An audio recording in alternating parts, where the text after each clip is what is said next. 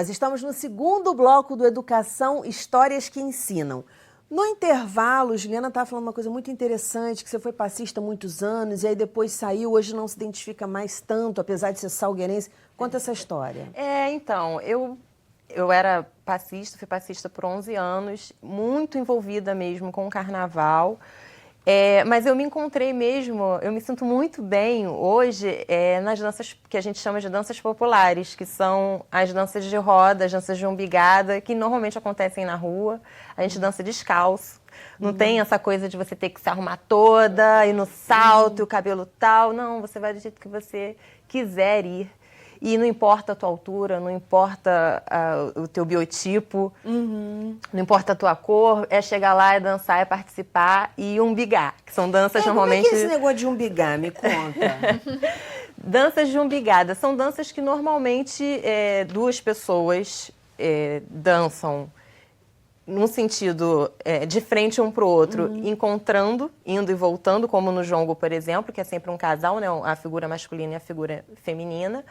Ou como o tambor de crioula, que só a mulher dança. Uma mulher dança no centro da roda, enquanto as outras formam essa roda e os homens tocam os tambores. A outra coreira, aí chama a mulher de coreira, quando ela entra para dançar, ela dá uma umbigada na que já estava no meio. Aí essa que estava no meio entende que é hora dela, né, voltar para a roda, para a outra poder rodar para os tambores. E é tudo tão visceral, né? Eu acho que o folclore tem essa coisa do visceral, do tribal, de quando a gente estava em contato com a natureza. Tem esse resgate. Por isso que eu perguntei para vocês se vocês achavam que o folclore hoje é conhecido por essa geração como foi pelas demais. Porque, não sei, essa tecnologia... Parece que, pelo menos soa para a gente, eu já não estou mais em sala de aula, que isso acaba distanciando um pouco. Aí eu vou falar igual o Caetano, ou não, porque ou não.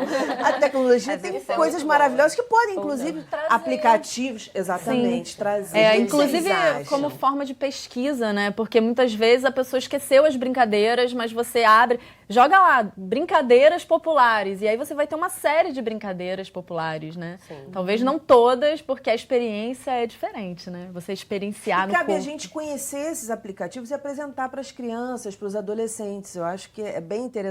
Aí é o ou não do Caetano. Fala. Tem uns registros mesmo, né? Dessas manifestações culturais, o coco, por exemplo. Tem um grupo em Pernambuco que é o Coco de Arco Verde. Você consegue ouvir o CD inteiro deles, o Bongar, que é um outro grupo muito interessante, um trabalho muito lindo em Pernambuco, e você consegue acessar os clipes, os shows no YouTube. Então, perfeito. Falando em natureza, eu fui ao lançamento dos Contos Piraporianos. Mostra pra gente, Janine. Maravilhoso o lançamento. E o conto fala muito de natureza, de animal, são os dois gatinhos. Adorei a história do gatinho preto e do gatinho branco. Conta pra gente um pouquinho desses 3 contos. Então, a história do gato preto e do gato branco são 2 gatos que vivem em mundos diferentes e num mundo só tem dia, é sempre dia. E no outro mundo é só noite, só tem noite. E aí eles estão muito felizes, mas ao mesmo tempo eles ficam meio que entediados daquela mesmice. E eles ficam naquela vou, não vou, vou, não vou, e eles resolvem atravessar a barreira do tempo e conhecer o que tem de interessante do outro lado, no outro mundo. Então eles trocam de mundo. O gato preto vai pro mundo que é só dia e o gato branco vem pro mundo que é só noite. E eles ficam encantados com as diferenças, né, com as novidades, coisas que eles não conheciam. E aí eles querem ficar nessa coisa da novidade, mas ao mesmo tempo eles querem voltar para o lugar onde está, enfim, aquilo que eles conhecem, né, as pessoas que eles conhecem. E aí eles têm uma ideia, né, como eles não querem ir embora, né, e, enfim, também não querem não querem abrir mão, eles resolvem misturar os 2 mundos. E aí que surge o mundo como a gente conhece hoje, que é um mundo só, que divide dia e noite. E aí nunca mais eles precisaram ir embora ou se separar e tudo mais, né? Eu sempre ouço, né, com as crianças, essa coisa do gato preto, né, do azar e tal. Isso passa também um pouco pelo folclore, né? Vem boa parte do folclore. E eu até tô lendo um livro do Ilan Breman, que eu gosto muito dele, E ele fala uma coisa fantástica, que é o seguinte: a gente não pode, de jeito nenhum, descaracterizar totalmente os contos populares, né? Porque tem uma galera, né, que acha que a gente tem que mudar a letra das músicas. Igual, tipo, atirei pau no gato. Atirei o pau no gato atirei o pau no gato e ponto. Né? Mas é um conto. Também da Dona Aranha, né? Pois ela não é teimosa, não quer que ela seja teimosa. Exatamente, porque aí a gente vai criando a criança numa bolha de um mundo que não existe, né? Porque o mundo é assim, a gente tem sucessos, a gente tem fracassos, a gente tem que lidar com a morte, a gente tem que lidar com a perda, tem que lidar com o não, né? Ontem lá até na Piraporiando mesmo teve um encontro super bacana e a gente estava falando sobre infância e fracasso, né? Que bom tema, hein? Muitas crianças não têm a menor condição, não conseguem lidar com o fracasso, né? Se está brincando e perde, o mundo acabou, né? Ou ela fica agressiva, ou ela fica triste de uma forma desproporcional para né, pro fato que ocorreu. E é isso, assim, mas é porque são coisas que não são tratadas, porque parece que a criança nunca pode ter contato com determinados temas. E aí, quando tiver o contato, porque a vida chega. Claro. Né? Como é que fica? Aí fica aquele adulto impossível, frustrado, às vezes doente. Sim, claro, às vezes você nunca, né, conseguiu ou teve a oportunidade de lidar com alguma coisa difícil. E às vezes quando você tem que lidar, é uma coisa tão forte que você não tem maturidade, nem preparo para aquilo ali, né? Então é complicado.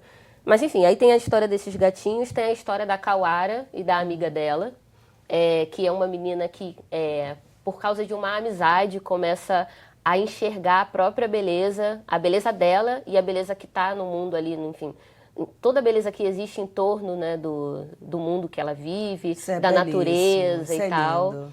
E a história do Zabeleu, que é esse menininho ruivo. Essa é demais também. Que vê tudo de cabeça para baixo. E isso irrita muito ele, porque todo lugar que ele vai, todas as coisas estão de cabeça para baixo. Ele sopra e não adianta, tudo continua de cabeça para baixo. E aí um dia ele tem uma ideia, ele fica de cabeça para baixo e aí ele começa a ver tudo do jeito que ele queria.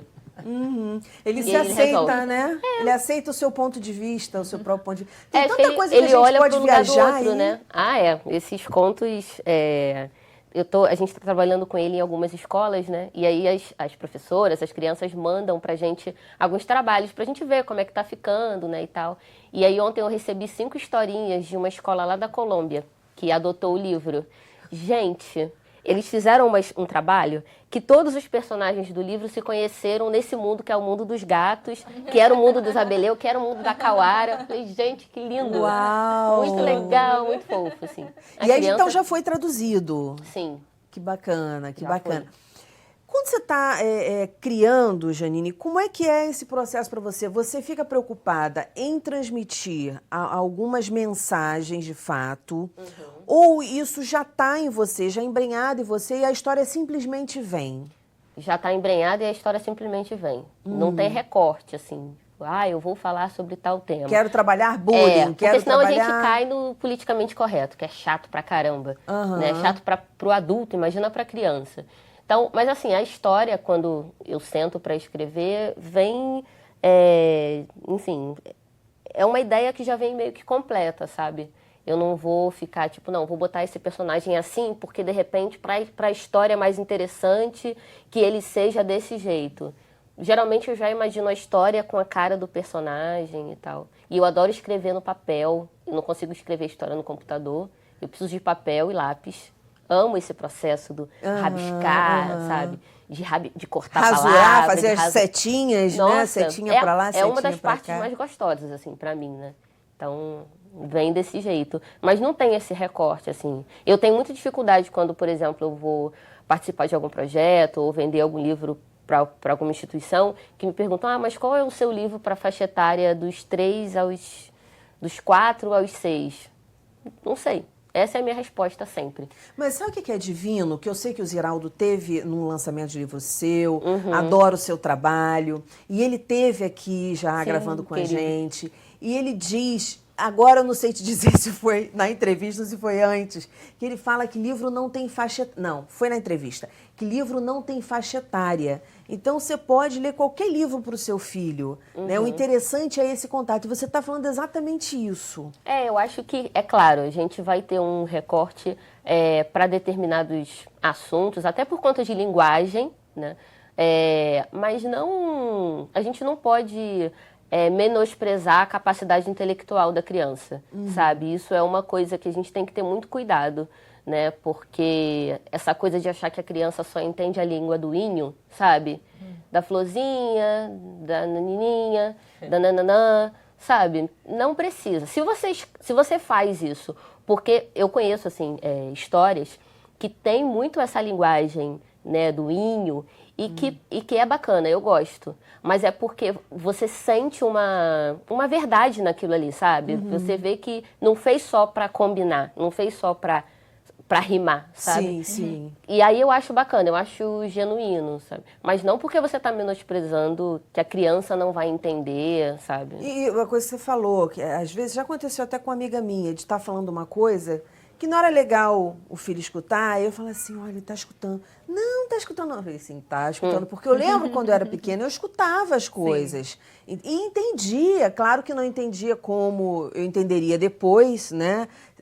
Se eu fosse mais velha, mas eu entendia o que estava sendo dito. E a criança entende, se, por exemplo, estão brigando. Não estão brigando, não. Você está triste, mãe? Não, a mãe não está triste, chorando, ou com aquela cara. Não dá para enganar, né? Não tem jeito. Então, acho que tem tudo a ver isso que você está falando aí. Me lembrei de... Se eu puder. Claro! Me lembrei de uma história que eu conto. Eu sempre conto a história do Pássaro Encantado, que é uma adaptação do Rubem Alves. E eu sempre conto e meu filho está sempre comigo nas contações, né? E aí, quando eu fui deixar ele na escola, ele tem 2 anos.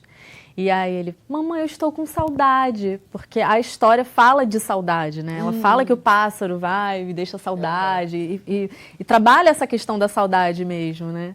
E aí ele se expressa, ele fala, mãe, eu estou com saudade, né? Então, você vê tão pequenininho, mas ele já entendeu aquele sentimento nele. Sim. E ele já está conseguindo colocar para fora e alivia ele, né? Ele consegue ficar mais tranquilo, porque... Não deixa preso, ele está se expressando. Exatamente. Não, literatura é algo assim maravilhoso. Eu parabenizo Janine, que escreve, Juliana também. Paulinha, escreve? Eu escrevo, mas ainda não publiquei nada. Sou escritora daquela né, que vocês contam histórias, levam para a criançada, para os adolescentes e para os adultos que estão ali acompanhando.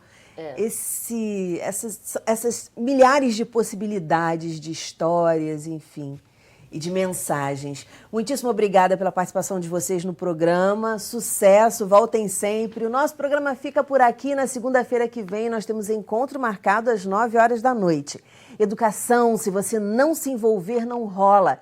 Dias felizes, paz do eu e até lá.